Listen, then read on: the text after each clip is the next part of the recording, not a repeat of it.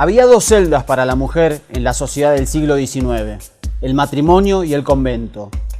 Adela Zamudio huyó de ambas, trazando un camino de libertad que guió sus pasos y su literatura.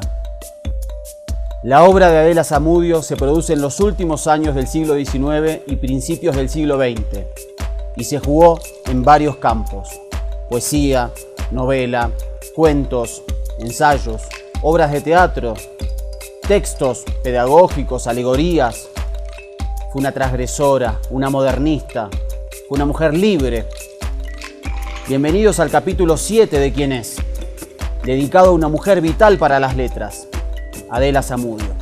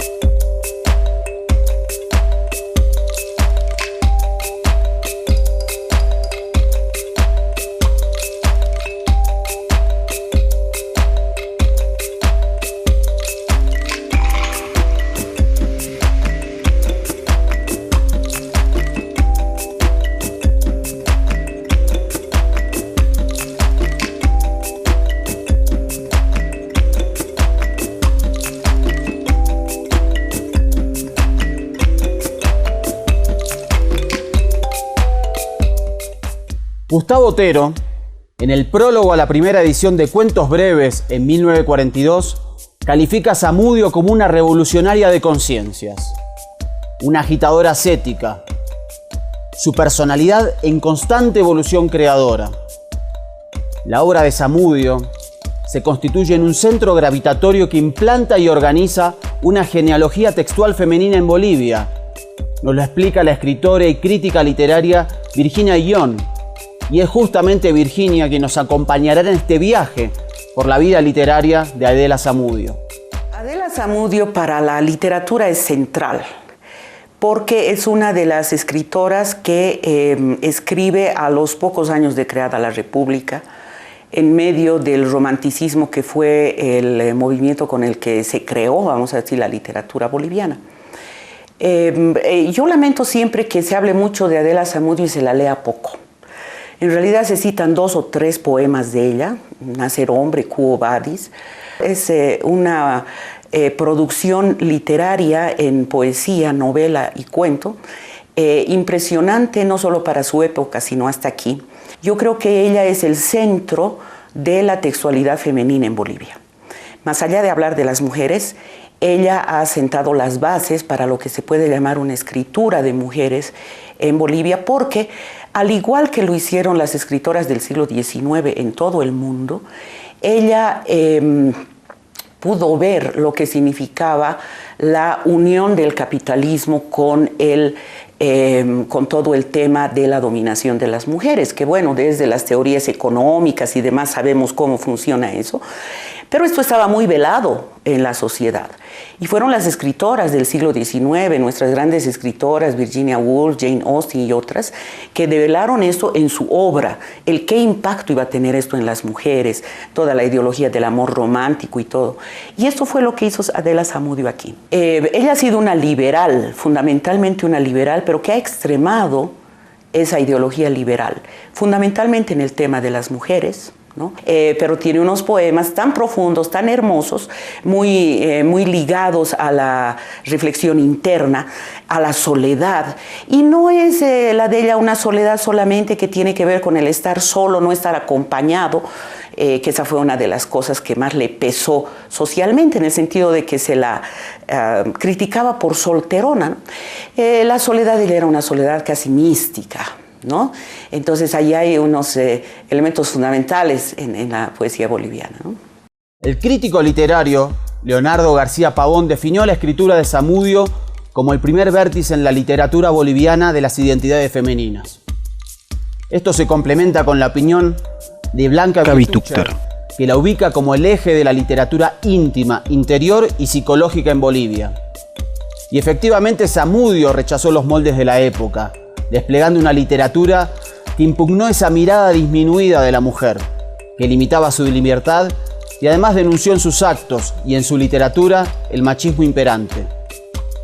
Vosotros no sabéis que la sonrisa es la careta del hombre y el lenguaje su disfraz, escribió en su cuento La reunión de ayer, y en su poesía Baile de máscaras retrató: la vida es un gran baile con antifaces, en que todos los hombres usan disfraces. Pero desde que el hombre, sabio y fuerte, compadecido de su incierta suerte, discute con profundos pareceres la educación moral de las mujeres, desde que ha definido su destino, no señalándole más que un camino, y ni virtud ni utilidad concilia sin la maternidad y la familia. Ya saben ellas, desde muy temprano, que amar un ideal es sueño vano, que su único negocio es buscar novio, y quedar solterona, el peor oprobio. Hoy del amor es preciso no hacer caso, porque el amor es pobre y pide plazo, y por salir cuanto antes del apuro, se acepta lo más próximo y seguro. Zamudio fue retratada en su época como una poetisa, desconociendo sus otras virtudes literarias. Y era lógico este ninguneo. Las mujeres tenían prohibido leer novelas, y es en su novela Íntimas que uno de sus personajes se vuelve loco a la idea de que llegue a manos de su hija una novela, aunque esta no sea más que un cuentecito moral. El Ministerio de Culturas estableció cuáles son las 15 novelas fundamentales de la literatura boliviana, entre ellas está Íntimas de Adela Zamudio, una novela epistolar dividida en dos partes, las cartas entre los hombres y las cartas entre las mujeres, donde además yo observo ahí como los universos son completamente paralelos, ¿no? Quizás el universo dinámico de los hombres, el universo más interior de las mujeres. ¿Por qué recomendaría este libro a quienes nos estén viendo y también incluso a las nuevas generaciones, ¿no? Que se introduzcan a la literatura? ¿Por qué leer una novela que en breve, que ya cumplió más de 100 años de haber sido publicada, 103 para ser exactos? Es la única novela dentro de las 15 escrita por una mujer, ¿no? Y es novela. Adela Zamudio se la suele tener como poetisa, eso es correcto, pero también ha escrito esta novela fundamental para entender cómo se organiza el tema de los géneros en Bolivia, ¿no? Es una novela deliciosa. Ensaya una estrategia narrativa que luego, por ejemplo, esto lo he puesto varias veces como una anécdota muy importante, una estrategia que, por ejemplo, va a ser repetida por Diamela Eltit, una escritora chilena actual, de la vanguardia, una de las mejores escritoras chilenas de la actualidad, que es el contrapunto entre lo que sería el cómo ve una mujer cierto hecho y cómo ve un varón. Entonces, a través de las cartas entre varones, la primera parte, y mujeres, la segunda parte, ella devela cómo hombres y mujeres tenemos una forma distinta de ver el mundo, y esta es la riqueza de esta escritura, ¿no? Se puede pensar que es una literatura, pongamos entre comillas, antigua, ¿no? Bueno, antiguo también es el Quijote y vamos a seguir disfrutando del Quijote, ¿no? Esta, sin embargo, es una novela deliciosa por un elemento, además, que se desconoce en la obra de Adela Zamudio, que es el humor. Es irónica hasta el extremo. Uno disfruta de esta lectura. Pero además, como decía, para las mujeres yo he encontrado respuestas, ¿no? ¿Y qué hacemos frente a esta situación donde a veces descorazona ya tanta desigualdad que se vive día a día? Pues esto de vivir lo que se llama la diferencia de géneros, ¿no? Y ella ahí propone, en consonancia con otras escritoras del mundo, la importancia de la amistad entre las mujeres. Algunas veces se ha dicho que la literatura boliviana es muy seca, algunos han dicho que es muy triste y está relacionada con el altiplano y no sé qué, es totalmente falso. Eso sucede cuando no se leen a las mujeres. Porque si no se lee la ironía de Adela Zamudio, si no se lee el tremendo sarcasmo de Hilda Mundi, si no se lee ese humor exquisito de María Virginia Estensoro o ese humor descollante de locura que es el de la Alison Espedín, pues sí, vamos a decir que la novela boliviana o la escritura boliviana es fundamentalmente triste, ¿no? Leer un libro es desmarcarte de tus seguridades y yo con certeza digo, Íntimas te desmarca de tus seguridades. Aquí tengo su única novela, Íntimas, una novela compuesta por cartas, una novela que obviamente es necesario leer, es una novela muy irónica, muy audaz. Voy a leer una de sus cartas. Mi novela se echó a perder. Armando, tú me conoces. Los inexplicables cambios a que está sujeto mi ánimo obedecen casi siempre a causas tan sutiles que escapan a mi propia observación. Soy un desgraciado. Anoche me acosté preguntándome, sin podérmela explicar, la causa del profundo disgusto, mezcla de tedio y desencanto que me invadió y sigue dominándome tras mi larga conversación filosófico-literaria con Pepe Soria. No es que este mozo sea pesimista y misógino como el que más. Su pesimismo me importa un comino. Tampoco me habló mal de su amiga la señorita Rocha, solo que en 2 o 3 frases, dichas por casualidad, me la pintó, tan distinta del retrato moral que su carta gracia me había hecho concebir. Al vestirme esta mañana, era tal mi desilusión que hubiera querido hallarme a 100 leguas de Cochabamba. Algunas de las frases de Soria siguen resonando en mis oídos como la alerta que nos despierta de un sueño peligroso. Experimento la reacción del grato encantamiento de días pasados. Reacción a tal punto dominadora que hoy, al hallarme por primera vez en presencia de esa señorita, me he conducido como un zote. Iba con Pepe y Luciano a dar una vuelta por Cala Cala, cuando he aquí que al trastornar una esquina, en calles muy angostas, una tropa del Borrico, en que aquí se transportan los cajones de cervezas de las fábricas del país, se interpone entre un coche que iba y otro que venía lleno de gente. Ambos se detuvieron durante el conflicto y, entre tanto, pregunté a Luciano, por lo bajo, el nombre de las señoritas que teníamos delante. Las de blanco son Sara y Laura Martínez, dijo. La otra es mi prima Blanca Rocha. Así, a poca distancia y a plena luz, la amiga de tu amiga no me pareció tan linda como la primera vez. Había clavado en mí una tímida y suave mirada de curiosidad que quería decir, es este. Yo respondí con otra mirada indiferente, casi desdeñosa, que le dijo, se engaña usted, no soy ese.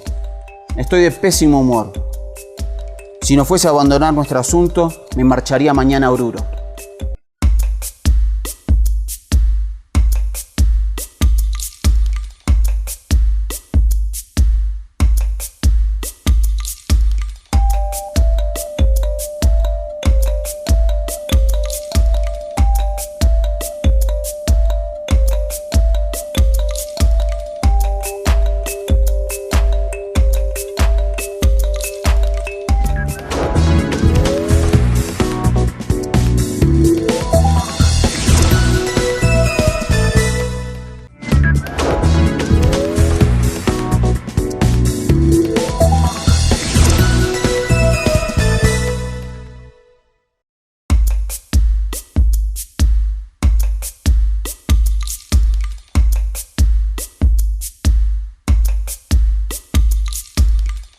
Zamudio era una mujer progresista, laica, y que se enfrentó sin miedos a la cúpula de la Iglesia Católica.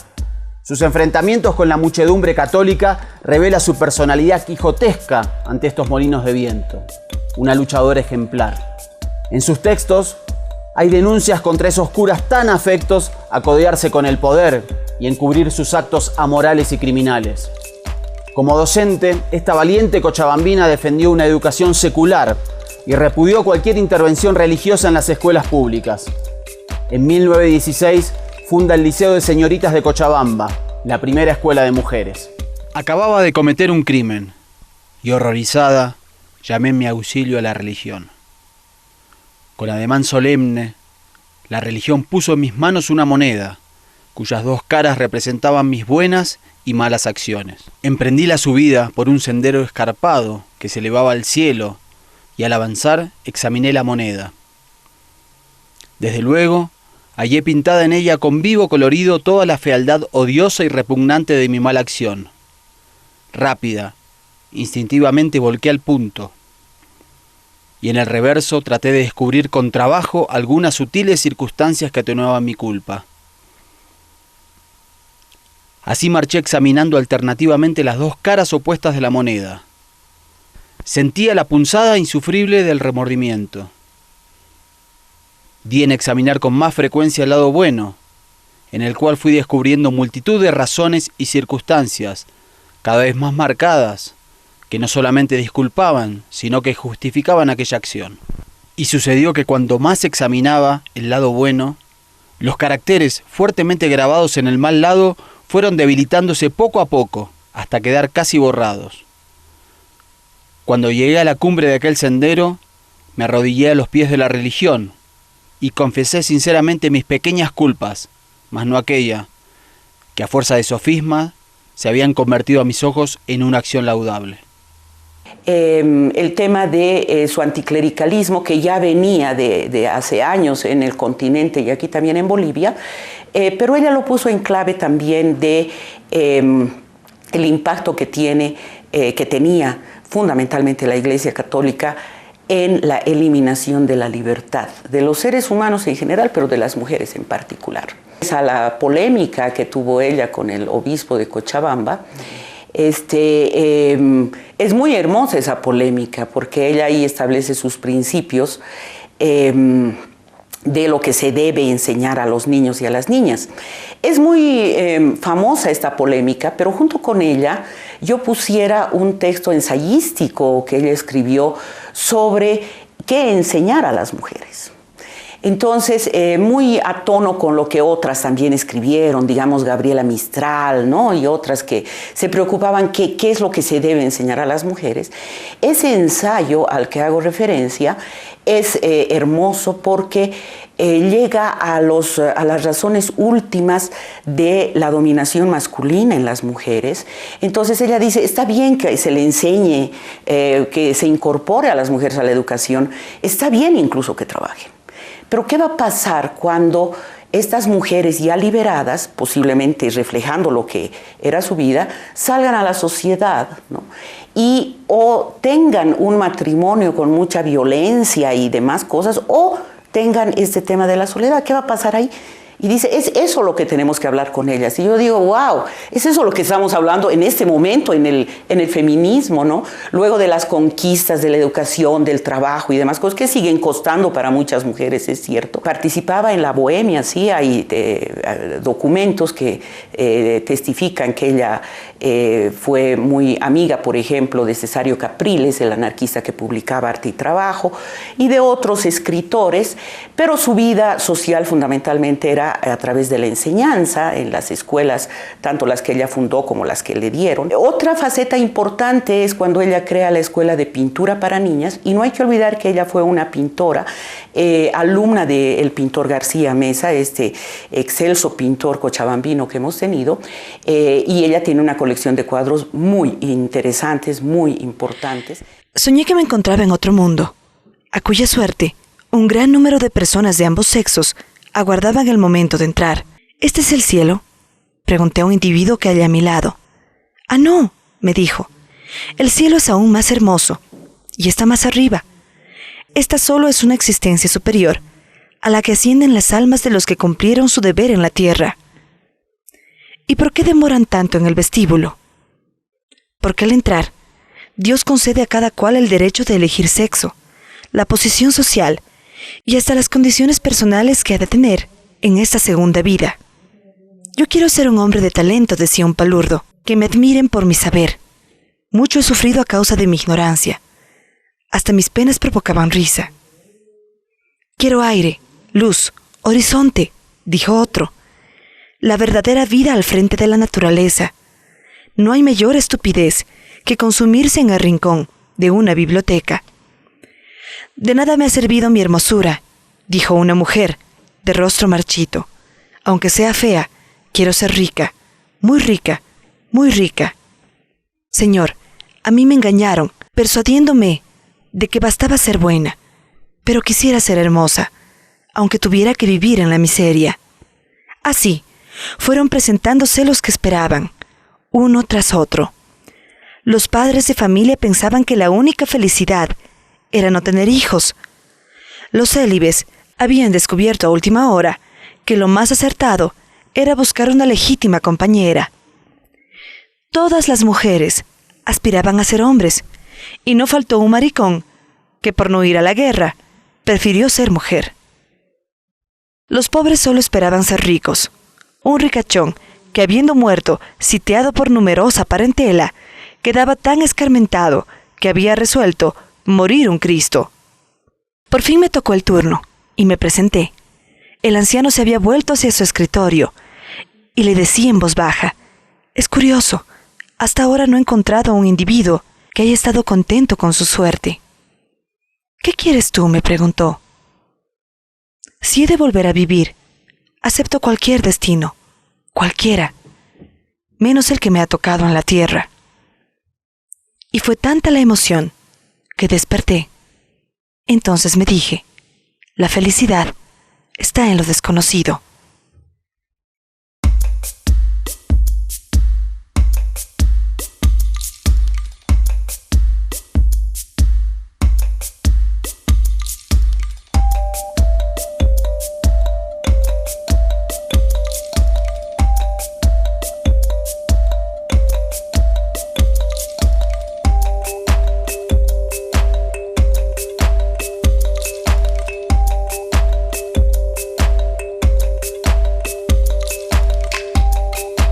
Zamudio rehuyó a los estereotipos de la época.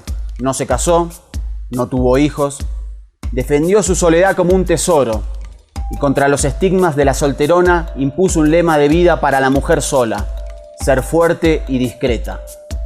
Ella le abrió una puerta a las mujeres a un espacio que no existía en la sociedad boliviana de entonces, mucho menos en su literatura.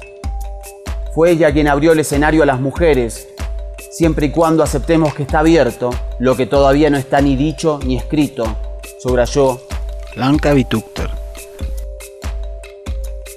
El más agudo de los tormentos morales es el remordimiento. Cualquier pena es preferible a él. Nada hay más común que obrar con la mayor insensatez y juzgar las acciones ajenas con admirable cordura y circunspección. El sentido común es un juez corruptible, siempre que está llamado a fallar en su propia causa. Quedó desconcertado y luego musitó. Pasado un momento, vi que rasgaba la carta en 1000 pedazos. Hay en el dolor real un hecho que espanta. En la novela escrita, las pruebas más prolongadas, los martirios más eternos acaban con esta palabra: fin. En la novela de la vida, el fin no se halla sino en la muerte. Pero mientras ésta llegue, ¿qué abismos de dolor inacabable en el descenso que lleva a la tumba? La historia ha concluido, la vida ha terminado, el porvenir no existe, pero la persona sigue sobreviviéndose a sí misma, como un espectro en el que solo subiste la conciencia de lo que fue. 50 años de agonía sumida en la aridez y en el vacío. Si solo se trata de su amor, podría olvidar, pero se trata de su honra. Hace 6 meses que Eva se fue. Ni una sola vez me ha escrito. Nada sé de ella.